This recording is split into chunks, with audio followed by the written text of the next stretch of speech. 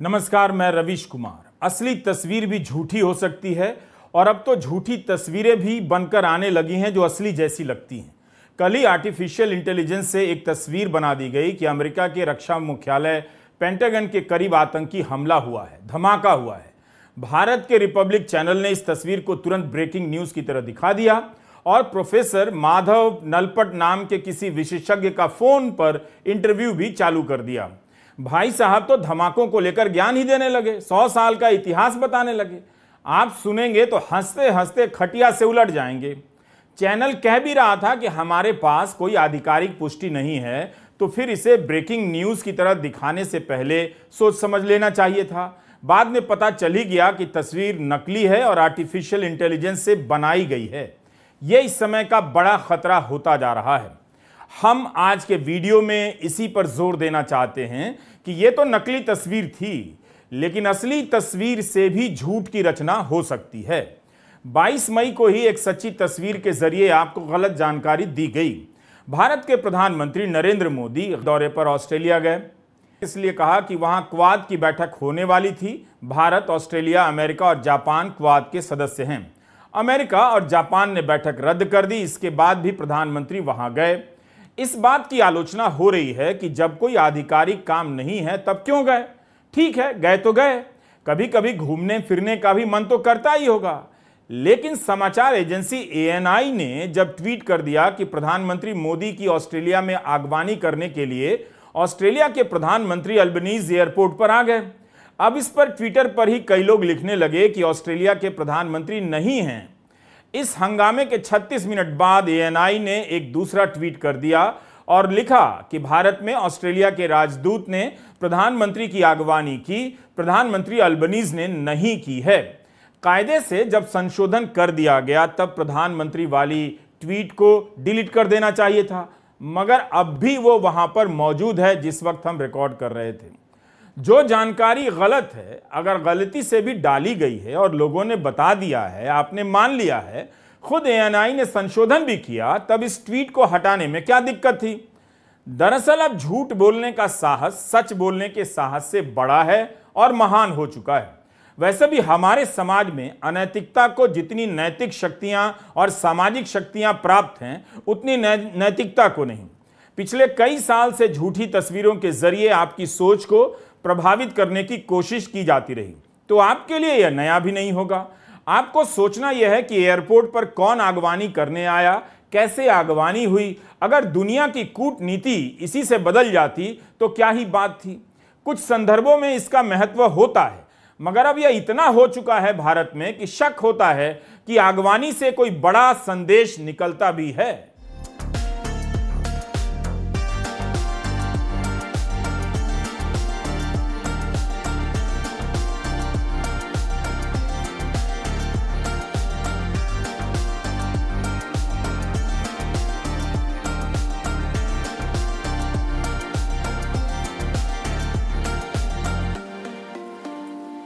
19 मई से प्रधानमंत्री मोदी ने अपने निजी ट्विटर अकाउंट से एयरपोर्ट पर स्वागत की 5 तस्वीरें ट्वीट की हैं। इनमें उनका स्वागत किया जा रहा है, कोई ना कोई आगवानी कर रहा है। हमने अन्य देशों के प्रमुखों के निजी ट्विटर अकाउंट देखे। फ्रांस के राष्ट्रपति मैक्रो ने एयरपोर्ट पर आगवानी की तस्वीर ट्वीट नहीं की है। क्या फ्रांस के राष्ट्रपति का जापान में स्वागत नहीं हुआ होगा? कनाडा के प्रधानमंत्री G7 के सदस्य हैं, जापान गए थे तो उनका भी स्वागत हुआ होगा, लेकिन उन्होंने जहाज से उतरते या चढ़ते या आगवानी की कोई तस्वीर अपने ट्विटर हैंडल पर नहीं डाली। क्या बाइडेन की आगवानी नहीं हुई होगी? मगर उन्होंने आगवानी की कोई तस्वीर ट्वीट नहीं की। उनका भी तो किसी ने वहां स्वागत किया ही होगा। जर्मनी के चांसलर और इटली के राष्ट्रपति ने भी एयरपोर्ट स्वागत का कोई ट्वीट नहीं किया है। Canada, Japan, United kingdom, France, Germany, Italy G7 के सदस्य देश हैं। इन सदस्य देशों के कई नेताओं ने जापान की यात्रा के संबंध में ज्यादातर बैठकों की तस्वीरें ट्वीट की हैं। इन नेताओं ने भी किसी एक नेता से मुलाकात की तस्वीर को ट्वीट किया है और करते भी हैं। लेकिन क्या भारत के प्रधानमंत्री कुछ ज्यादा ही मुलाकातों की इन तस्वीरों को ट्वीट करते हैं? यह हमारा सवाल है। समस्या इनके ट्वीट करने से ज्यादा गोदी मीडिया की रिपोर्टिंग को लेकर है। वो केवल इन्हीं बातों का प्रचार करता रहता है। इस वजह से भी प्रधानमंत्री के दौरों का महत्व केवल फोटो और गले मिलने और पांव छूने तक सिमटता जा रहा है। आज की वैश्विक व्यवस्था में हम आपसे बड़े हैं वाला सामंती दौर खत्म हो चुका है। कोई आदर्श और मानवीय मूल्यों की रक्षा के लिए यात्राएं नहीं कर रहा है, बल्कि एक दूसरे के साथ धंधा चलता रहे इसका जुगाड़ करना मुख्य लक्ष्य हो चुका है। रूस ने जब से यूक्रेन पर हमला किया है, इन नेताओं की कई मुलाकातें इस तरह की हो चुकी हैं। ये कई बार निंदा भी कर चुके हैं। सुपर पावर नेताओं के पोज में इनकी फोटोएं खींची जा चुकी हैं। मगर इतना तो सवाल कीजिए और अपनी आंखें खोलकर देख लीजिए कि इसका नतीजा क्या निकला। क्या युद्ध रुक गया? क्या तबाही रुक गई? क्या किसी ने हिम्मत है कि दिखाई कि इशारे में ही रूस का नाम ले ले और अमेरिका का नाम ले ले? तब फिर हम खुद को इतना गरीब क्यों बना रहे हैं कि कोई एयरपोर्ट पर स्वागत करने आ गया तो लगे उछल कूद मचाने कि ये आ गया, वो आ गया, इतनी बड़ी बात हो गई। जहाँ तक अगवानी और बातचीत और इन सब चीज़ों का है, जैसा आपने कहा कि एक प्रोटोकॉल है, और इस प्रोटोकॉल में जो चीज़ें होती हैं उससे दो देश अपने संबंधों को जाहिर करते हैं। एक उसका सांकेतिक महत्व होता है। अब जैसे उदाहरण के लिए हम आपको बताएं कि 2018 में कनाडा के प्रधानमंत्री अपने परिवार बच्चों के साथ आए थे यहाँ पे। एक हफ्ते की उनकी यात्रा थी और लगभग आधे हफ्ते तक उनसे किसी हमारे सीनियर मिनिस्टर ने मुलाकात तक नहीं की थी। 2019 की एक घटना मुझे याद आती है। पाकिस्तान के प्रधानमंत्री इमरान खान सऊदी अरब के क्राउन प्रिंस मोहम्मद बिन सलमान को एयरपोर्ट छोड़ने के लिए गए थे, खुद गाड़ी चला कर गए थे।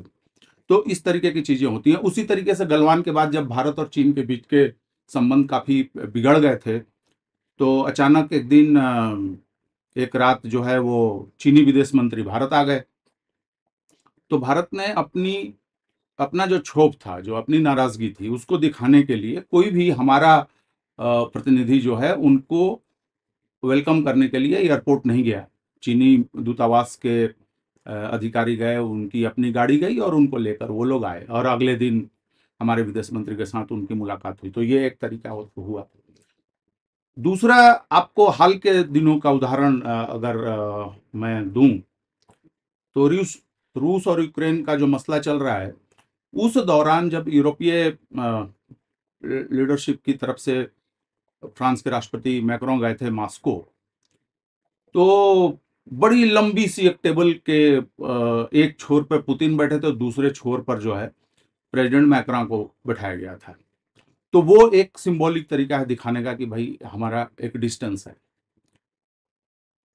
दूसरा भी हाल में हमने देखा कि फ्रांस के ही राष्ट्रपति और यूरोपियन यूनियन की कमीशन की चीफ जो हैं चेयरमैन, वो गई थी, दोनों एक साथ गए थे चीन। तो शी जिनपिंग ने उनको भी टेबल पे काफी दूर दूर बैठाया था और खुद भी दूर बैठे हुए थे। इतना ही नहीं, यूरोपियन कमीशन से नाराजगी को दिखाने के लिए चीन ने जो नॉर्मल कॉमन लोगों के आने जाने का तरीका होता है एयरपोर्ट पे, उससे जो है यूरोपियन कमीशन की चीफ को आना जाना पड़ा था। मतलब अपना डॉक्यूमेंट दिखाइए और वो सब कुछ। तो ये एक चीज है। हमें चाहे वो हमारे विदेश मामलों पे टिप्पणी करने वाले लोग हों या मीडिया के लोग हैं, हमें दो चीजें देखनी चाहिए कि किसी यात्रा में बातचीत क्या हुई, किन मुद्दों पर कुछ ठोस कुछ निकल कर आया है, और दूसरा कि फॉलो अप करना कि ठीक है अभी प्रधानमंत्री गए हैं, बहुत बढ़िया हो रहा है, अच्छा है, और जो पैसिफिक आइलैंड्स कंट्रीज के साथ उनकी मीटिंग हुई, निश्चित रूप से वो बहुत एक महत्वपूर्ण बैठक उसको माना जाना चाहिए। तो इस तरीके की यात्राओं का फॉलो अप क्या हुआ। दूसरा, मैं आपको कहूँगा कि खासकर हमारी मीडिया जो है वो किसी भी तरीके से हमारी कूटनीति में, हमारी विदेश नीति में मददगार नहीं है। आपको याद होगा कुछ साल पहले जब नेपाल में भूकंप आया था, क्या क्या किया, वो लास्ट में वहाँ के लोगों को कह देना पड़ा कि इनको भगाओ यहाँ से। उसी तरीके से जब तुर्की में हमने मदद भेजी, कोरोना वैक्सीन भेजे गए, तो कितना कुछ उसके बारे में वो किया गया, जबकि ये कूटनीति का एक तरीका है और हमें उसको रेस्पेक्टफुली, जिसको आप मदद दे भी रहे हैं। अब जैसे प्रधानमंत्री की शुरुआती यात्राओं को अगर मैं याद करूं तो वो मंगोलिया गए थे और उन्होंने $1 मिलियन का क्रेडिट लाइन उनको दिया था।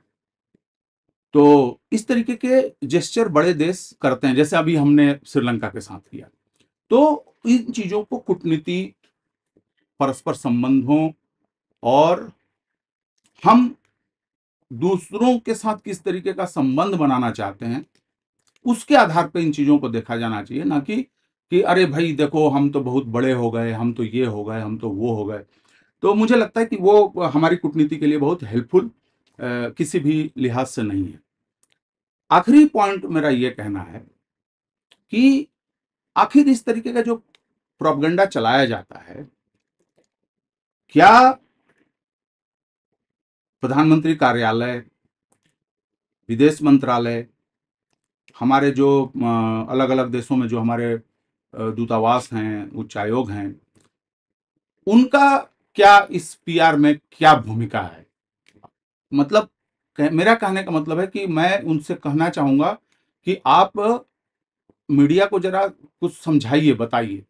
ऐसा नहीं हो सकता कि हमारे प्रधानमंत्री बैठकों की तस्वीरें या वीडियो ट्वीट नहीं करते हैं, लेकिन जिस तरह जहाज में चढ़ते हुए या उतरने के वीडियो का प्रसार किया जाता है, उससे लगता है कि हम आज भी हवाई जहाज को कुंठित मन से देख रहे हैं, जैसे इसमें सवार होना कोई बहुत बड़ी बात हो गई हो। एक समय जरूर रहा होगा और था जब नेता अपनी ताकत या प्रभाव का प्रदर्शन इन हवाई जहाजों के द्वारा किया करते थे, मगर अब तो जमीन पर ही उसका कोई प्रभाव नहीं रहा नेताओं का, तो हवा की बात क्या करें। किसी भी समय में आसमान में हर दिन 5000 विमान उड़ रहे होते हैं। आज के विश्व में यह कोई बड़ी बात नहीं है। बेशक दुनिया भर की कूटनीति में एयरपोर्ट पर आगवानी का अपना इतिहास रहा होगा, कुछ आगवानियों को ऐतिहासिक भी माना जाता है, लेकिन कब तक हम आम जनता को कूटनीति के महत्व के बारे में हवाई जहाज पर चढ़ते हुए या उससे उतरते हुए और वहां स्वागत और विदा करने कौन कौन आया, इन बातों से प्रभावित करते रहेंगे? क्या एयरपोर्ट पर किसी की आगवानी पूरी यात्रा में इतना महत्व रखती है? राष्ट्र प्रमुखों के स्वागत का हर देश का अपना प्रोटोकॉल होता है। कई बार इस प्रोटोकॉल को तोड़ दिया जाता है। इनका टूटना भी अब कोई बड़ी बात नहीं। इतनी बार ये घटनाएं घट चुकी हैं कि अब इसका खास महत्व नहीं रहा। आगवानी को सामान्य शिष्टाचार से ज्यादा नहीं समझा जाना चाहिए। मोदी राज के दौर में आगवानी को लेकर प्रोपेगेंडा की ऐसी बागवानी की जा रही है जिससे लगता है कि दुनिया भर में केवल भारत के प्रधानमंत्री की एयरपोर्ट पर आगवानी होती है, बाकी तो ऐसे ही अपने विमान से उतरकर, सूटकेस उतारकर, टहलते हुए हवाई अड्डे से बाहर निकल जाते हैं। भारत एक बड़ा और महत्वपूर्ण देश है। इसके राष्ट्र प्रमुख के दौरों को इन तस्वीरों में सीमित करने का प्रयास अच्छा नहीं है। ऐसा नहीं है कि हवाई जहाज पर चढ़ने और उतरने की प्रथा प्रधानमंत्री मोदी ने शुरू की, लेकिन इनके कार्यकाल में इसका इस्तेमाल कुछ ज्यादा ही दिखाई दे रहा है। उसको उस पर खुल के बहस होनी चाहिए, लेकिन वह किसी पार्टी विशेष, सरकार विशेष के एजेंडे के हिसाब से वो बहस सिर्फ नहीं हो सकती और नहीं होनी चाहिए। और उन्हें, सरकार को भी और जो सत्तारूढ़ दल है उसको भी ये सोचना चाहिए कि वो जिस तरीके से एजेंडे को रख रहा है अपने इंडियन पॉपुलेशन के सामने, तो वो पूरे उस तरीके से क्यों नहीं रखता। मान लीजिए कि एक मैं एग्जांपल दूं, पिछले 1 साल से 1.5 साल से हल्ला हो रहा है कि हम रूस से बहुत सस्ता खरीद रहे हैं। यह भी हल्ला हो रहा है कि हम उसको हमारी कंपनियां जो खरीद रही हैं उनको प्रीमियम प्राइसिंग करके जो है यूरोप और अमेरिका को बेचा जा रहा है और अच्छा खासा मुनाफा हो रहा है। तो बहस इस पर होनी चाहिए कि भाई वो उस मुनाफे में, जैसे विंडफॉल टैक्स वगैरह गवर्नमेंट ने लगाया, हटाया, फिर लगाया, हटाया, उसका क्या हिसाब बना। दूसरा ये होना चाहिए कि उसका लाभ भारतीय कंज्यूमर को क्यों नहीं मिला, जबकि आपको ध्यान होगा कि पीछे इतना ज्यादा इन्फ्लेशन था। अगर हमने फ्यूल प्राइसेस में ठीक ठाक एक सिग्निफिकेंट अगर हमने राहत दे दी होती अपनी इकोनॉमी में, तो वह बचत जो होती, वह जो पैसा होता, वो हमारे डिमांड को पुश करने में मददगार हो सकता था और शायद हम इन्फ्लेशन से थोड़ा निकलने में हमें आसानी होती। लेकिन हमने इस पर बात नहीं की। हम सिर्फ इस पे बात करते रहे कि जयशंकर ने तो कह दिया कि भाई हम जितना साल भर में 6 महीने में महीने में नहीं खरीदते उतना तो आप एक आफ्टरनून में खरीदते। हम इस तरीके के ट्रिवियल चीजों में फंस गए। और मजे की बात है उसमें कि हमारे यहाँ ये सवाल भी नहीं उठा कि हमारी सरकारी कंपनियां क्यों खरीद नहीं कर रही हैं, उनका वो रशिया से उस तरीके से इंपोर्ट क्यों नहीं कर रही हैं जैसा कि हमारी निजी कंपनियां कर ले रही हैं। और ये सारी खबरें भी हमें हमारी मीडिया ने नहीं बताई। जैसे ही प्रधानमंत्री विदेश जाते हैं, आगवानी की कोई तस्वीर आती है, गोदी मीडिया का एंकर ललकारना शुरू कर देता है कि अब उनके आलोचकों को मिर्ची लगेगी। कई बार मोदी सरकार के मंत्री और बीजेपी के नेता भी यही करने लग जाते हैं। एयरपोर्ट पर आगवानी की तस्वीर आते ही वाहवाही में पूरी दुनिया जुट जाती है।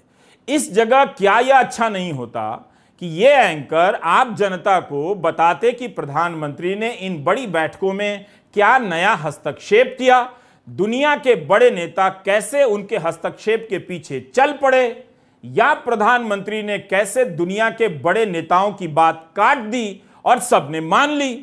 क्या आपको यह सब बताया जाता है या केवल मुलाकातों का फोटो खिंचाकर दिखाया जाता है? आप एक बड़े देश के नागरिक हैं, किसी के साथ खिंची हुई तस्वीर को लेकर इतना उछल कूद मचाएंगे तो आपका ही कद हल्का होगा। तो गोदी मीडिया प्रधानमंत्री का ही नुकसान कर रहा है कि अमेरिका के राष्ट्रपति से हाथ क्या मिला लिए कि उस तस्वीर को लेकर नाचने लग गया कि अमेरिका और चीन को भारत ने झुका दिया। क्या ऐसा होता है? क्या ऐसा हुआ भी है? अब देखिए, भारत का यह अखबार है अंग्रेजी का टेलीग्राफ, और इसकी इस खबर को, श्रीनगर में G20 की पर्यटन मंडली की बैठक चल रही है। इस बैठक में G20 के सदस्य चीन, सऊदी अरब और टर्की के अलावा मेहमान देश मिस्र शामिल नहीं हुए। चीन ने तो बाकायदा ऐलान कर दिया कि वह कश्मीर को विवादित क्षेत्र मानता है, इसलिए नहीं जा रहा है। पत्रकारों ने जब पूछना शुरू कर दिया तो केंद्रीय मंत्री जितेंद्र सिंह ने पत्रकारों के माइंडसेट पर ही सवाल उठा दिया। G20 के चीफ कोऑर्डिनेटर हर्षवर्धन श्रृंगला ने कहा कि हर बैठक में सभी नहीं आते हैं, लेकिन यह तो जवाब नहीं हुआ। अमिताभ कांत ने कहा कि किसी देश के भाग ना लेने का यह मतलब नहीं कि वह हमारा शत्रु हो गया, उस लेवल तक मत लेकर जाइए।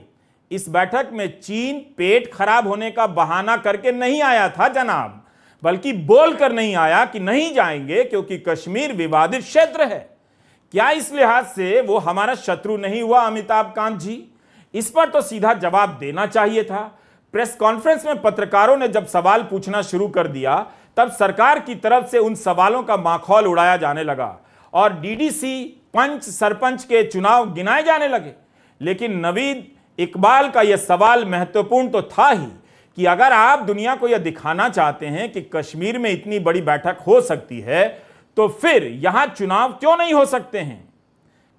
G20 की बैठक कश्मीर में हो रही है, लेकिन 2019 में धारा 370 हटने के कुछ हफ्तों के बाद ही यूरोपियन यूनियन के कुछ सांसदों का श्रीनगर में दौरा कराया गया। उस दौरे के बारे में मीडिया में रिपोर्ट आई कि कोई माडी शर्मा हैं, इनकी पहल से ये सांसद यहां लाए गए हैं। सिंपल बात है, जब माडी शर्मा यूरोपियन संघ के सांसदों को कश्मीर तक ला सकती हैं और उनके बारे में देश को आज तक पता नहीं चल सकता है, तब 3 साल बाद इसमें कौन सी बड़ी बात हो गई कि G20 की एक बैठक श्रीनगर में की जा रही है। सोमवार को द टेलीग्राफ में ही इमरान अहमद सिद्दीकी की एक रिपोर्ट छपी। इस रिपोर्ट में सूत्रों के हवाले से बताया गया कि चीन की सेना ने भारत से कहा है कि देप्सांग प्लेन में 15 से 20 किलोमीटर का बफर जोन बनाया जाए, तभी वो अपनी सेना पीछे हटाएगा। इस खबर में जो गौर करने वाली बात है वो यह है कि भारत ने 3-4 किलोमीटर का बफर जोन बनाने की पेशकश की जहां सेना की मौजूदगी नहीं रहेगी, तो चीन ने मना कर दिया। भारत ने माना क्यों? इस रिपोर्ट में लिखा है कि चीन भारतीय क्षेत्र में 18 किलोमीटर भीतर घुसाया है और अब 15-20 किलोमीटर का बफर जोन और चाहता है। इस रिपोर्ट पर कांग्रेस के प्रवक्ता जयराम रमेश ने बयान जारी किया और कहा कि जून 2020 में प्रधानमंत्री मोदी ने चीन को क्लीन चिट दे दी। भारत आज उसी का यह परिणाम भुगत रहा है। जयराम रमेश ने कहा कि पूर्वी लद्दाख के विवादित क्षेत्र में अभी तक यथास्थिति की बहाली नहीं हुई है, चीन का कब्जा बना हुआ है, पीछे नहीं हटा। स्थिति इससे आगे नहीं बिगड़नी चाहिए। यह खबर कितनी जगह छपी है आप खुद भी अखबारों में चेक कर सकते हैं। सवाल है कि चीन इस तरह की हरकतें करता जा रहा है। प्रधानमंत्री विदेश दौरे पर गए हैं, यूक्रेन का युद्ध सुलझाने का दावा कर रहे हैं कि पहल करेंगे, लेकिन भारत की सीमा पर जो हालात हैं चीन को लेकर, क्या इस यात्रा के दौरान आपने G7 के नेताओं के बीच उनका किसी भी प्रकार का बयान सुना है इस संदर्भ में? ऑस्ट्रेलिया में इंडियन ऑस्ट्रेलियन डायस्पोरा फाउंडेशन ने सिडनी के इस स्टेडियम में प्रधानमंत्री के स्वागत का कार्यक्रम आयोजित किया। इसमें ओवरसीज फ्रेंड ऑफ बीजेपी और भारतीय दूतावास की क्या सक्रियता है मुझे इसकी जानकारी नहीं है, लेकिन यहां पर आए ज्यादातर लोगों में भारतीय ही हैं। अब भारतीय अपने प्रधानमंत्री का स्वागत तो करेंगे ही, तो फिर यह कैसे ऑस्ट्रेलिया में भारत का बज गया डंका टाइप हो गया?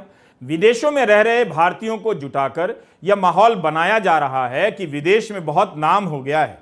आप इसके पीछे की हकीकत नहीं जानते कि इसके लिए कितना पैसा खर्चा हुआ, किसका हुआ, विदेश मंत्रालय का भी कुछ हुआ या नहीं, भारतीय लोग खुद से आ गए या कैसे आए।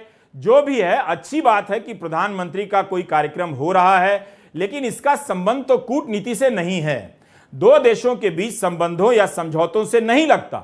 यह कार्यक्रम ठीक उसी तरह से है जैसे कुछ दिन पहले प्रधानमंत्री बेंगलुरु में रोड शो कर रहे थे। विदेश दौरों में स्टेडियम में इस तरह के कार्यक्रमों का आयोजन करना प्रधानमंत्री मोदी की विदेश नीति का अहम हिस्सा है। दरअसल इसे विदेश नीति का हिस्सा कहना ठीक नहीं रहेगा। विदेशों में रह रहे भारतीयों को बुलाकर अपनी बात कही जाती है, उनकी बात नहीं सुनी जाती।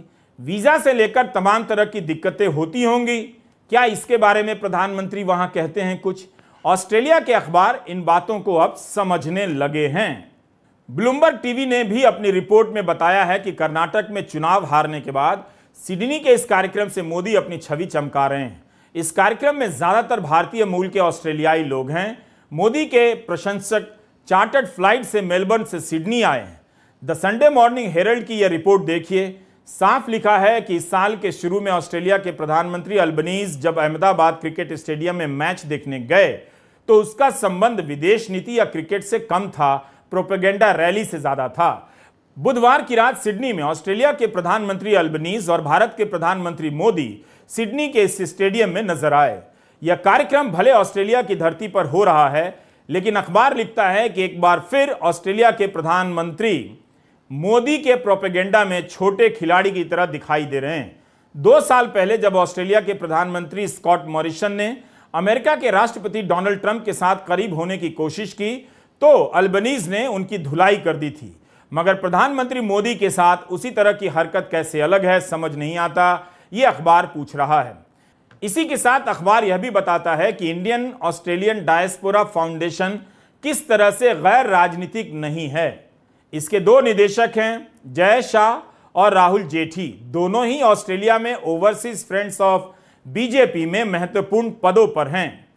विदेशों में प्रधानमंत्री को लेकर जो छप रहा है, सरकार उसे सिरे से अब खारिज कर देती है, मगर छप तो रहा ही है।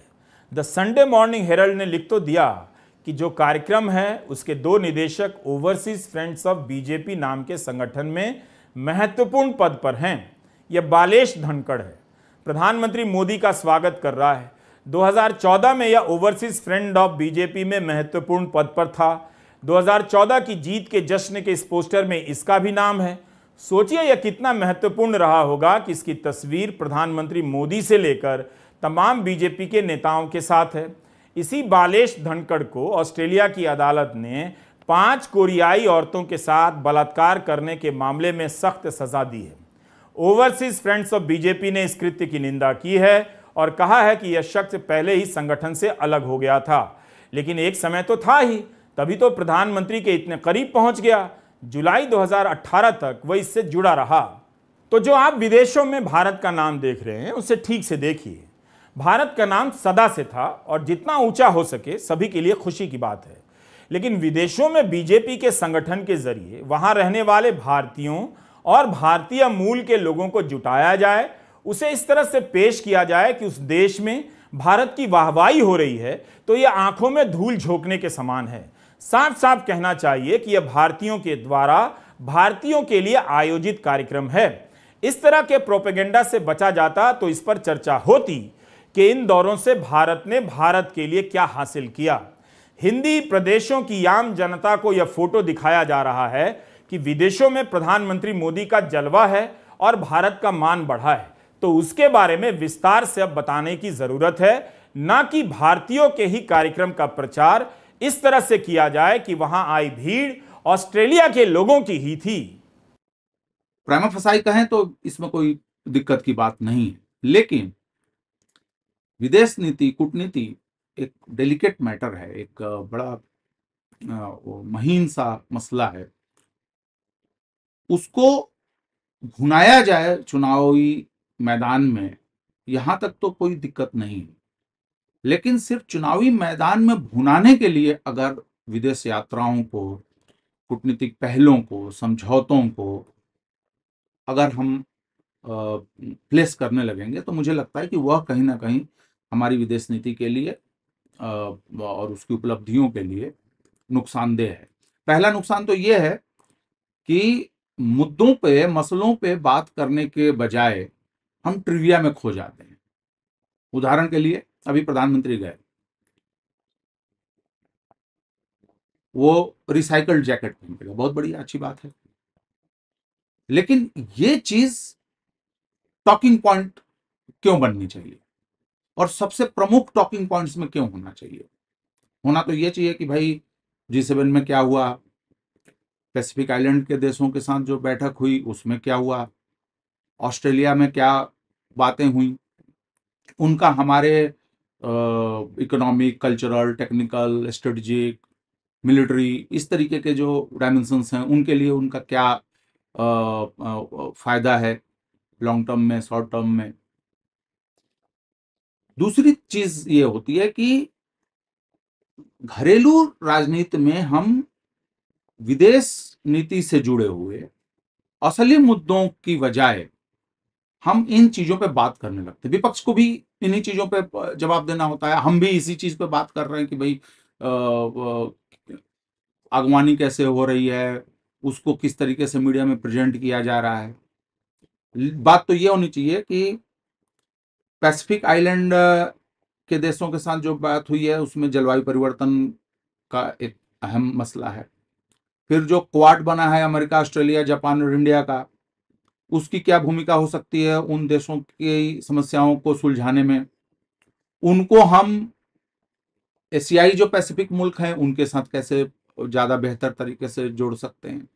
जो और एशिया के इलाके हैं जिनके साथ हम अपना संबंध बढ़ाना चाहते हैं, जैसे फॉर एग्जांपल सेंट्रल एशिया, उसके साथ उसका क्या हो सकता है। हम जो इंडियन ओशन में जो हम अपनी एक्टिविटीज को बढ़ाना चाहते हैं, उसको ज्यादा सिक्योर बनाना चाहते हैं, उसको ज्यादा मल्टीलैटरल बनाना चाहते हैं, उसमें इन गतिविधियों की क्या अहमियत हो सकती है। मैं भारत के प्रधानमंत्री मोदी के विदेशी दौरों को सिरे से खारिज नहीं कर रहा, लेकिन इसके जरिए जिस तरह से घरेलू दर्शकों के बीच गोदी मीडिया हंगामा काट रहा है, उससे साफ दिखता है कि इन दौरों का इस्तेमाल प्रधानमंत्री की छवि चमकाने के लिए किया जा रहा है। द संडे मॉर्निंग हेरल्ड ने लिख भी दिया है कि इस कार्यक्रम के असली दर्शक तो भारत के हैं, इसलिए भारत के कई चैनलों ने अपने संवाददाताओं को वहां भेजा है। अब इसका घनघोर कवरेज होगा तो आम जनता हतप्रभ रह जाएगी कि विदेशों में प्रधानमंत्री मोदी का इतना जलवा है, जबकि वहां मौजूद ज्यादातर लोग भारतीय ही हैं। गोदी मीडिया कब तक फोटो और स्टेडियम में आयोजित रैलियों के सहारे चिल्लाता रहेगा और आपको झूठा दिलासा दिलाता रहेगा कि विदेश में भारत का बज गया डंका। इतने समय में तो वह इन दौरों के हासिल के बारे में विस्तार से बता देता, मगर उसकी घोर कमी दिखाई देती है। अगर इसकी चर्चा होती भी है तो वो पीछे रह जाती है। आपको याद होगा कि अमेरिका के एक शहर टेक्सास के एक स्टेडियम में प्रधानमंत्री मोदी ने ट्रंप के लिए प्रचार कर दिया। हाउडी मोदी को लेकर भारत के चैनलों में कितनी धूम मची थी। वहां तो उत्साह में प्रधानमंत्री ने कह दिया कि अब की बार ट्रंप सरकार। यह पहला मौका था जब भारत के प्रधानमंत्री किसी दूसरे देश के नेता का चुनाव प्रचार करने चले गए। आप याद कीजिए उस आयोजन को लेकर कितना हंगामा पीटा गया। ट्रंप चुनाव हार गए, लेकिन क्या इस आयोजन का भारत और अमेरिका के राजनयिक संबंधों में कोई भी मुकाम है? अगर है तो इससे क्या निकला? जिससे भारत को फायदा हुआ हो, कोई बताए तो मुझे भी बहुत खुशी होगी। इस तरह के कई कार्यक्रम प्रधानमंत्री मोदी ने विदेशों में किए हैं, वो कर रहे हैं। 24 को ध्यान में रखते हुए विदेश नीति से संबंधित इस तरह के कई जलसे किए जाएंगे। आप फर्क नहीं कर पाएंगे कि इसका संबंध विदेश नीति से है या चुनावी राजनीति से, मगर इनसे भारतीय कूटनीति को क्या मिला, भारत ने क्या हासिल किया, क्या आप जानते हैं? इससे उनकी निजी छवि चमकाई गई या कूटनीति की दिशा बदल गई है? इन आयोजनों में किसका और कितना पैसा खर्च हुआ, यह भी एक जानने का प्रयास होना चाहिए। अगर आपको नया वाला समझ नहीं आ रहा है तो पुराना वाला ही पलटकर देखना शुरू कर दीजिए कि ऐसे कार्यक्रमों से देश को क्या मिलता है। नमस्कार, मैं रवीश कुमार।